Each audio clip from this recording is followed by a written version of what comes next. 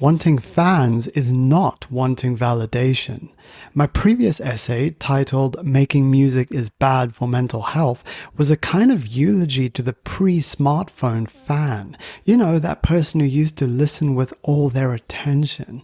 Nowadays, people don't really do anything with all their attention. And this indifference is why us creatives are struggling so much with our mental health. It's painful to share our art with a world that's too addicted to their phones to even give our work a few minutes of their attention. And while I did receive comments from people who were feeling the same, I was rather surprised to see so many comments from people telling me that I was seeking validation and that I should be happy to make music even if nobody listens to it. This saddened me deeply because it revealed how isolation is considered to be totally normal now in every part of life, even the parts that were previously considered to be social events, like playing and listening to music. So this post is to set the record straight. For all those people who think that it's perfectly okay for music to be an isolated experience, please understand this ancient fact. Music is communal, and it always has been up until very recently. For evidence, please read some anthropology books to see the role that music played and still plays in the lives of hunter-gatherers. Then please read some history books to see the role that music played in society through the centuries. Whether it was singing around a fire or in a church, whether it was listening to music in a concert hall or in a pub, music was always communal.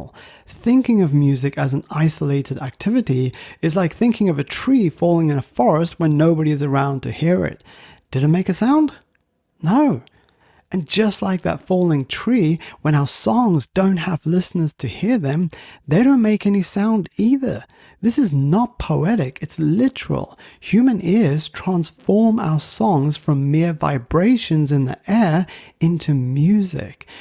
But here's the catch. Those ears need to be attached to a human who's actually paying attention. We've all experienced that bizarre phenomenon of talking to someone who's scrolling on their phone, only to realize later that they didn't actually hear anything we said to them. No attention means no listening. Therefore, without someone's attention, our music does not exist. And the beautiful human connection we could have enjoyed from feeling the music together never happens either. This is tragic. So, as artists, it's okay for us to want people to give our creations their attention. That's how human cultures have always connected.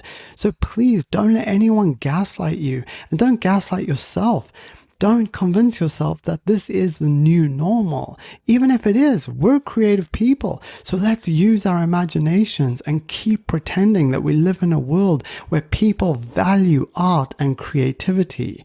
And I mean human art and human creativity. It's crazy that we have to say that nowadays, but there you go. If enough of us imagine the world we want, maybe, just maybe, we can change this simulation.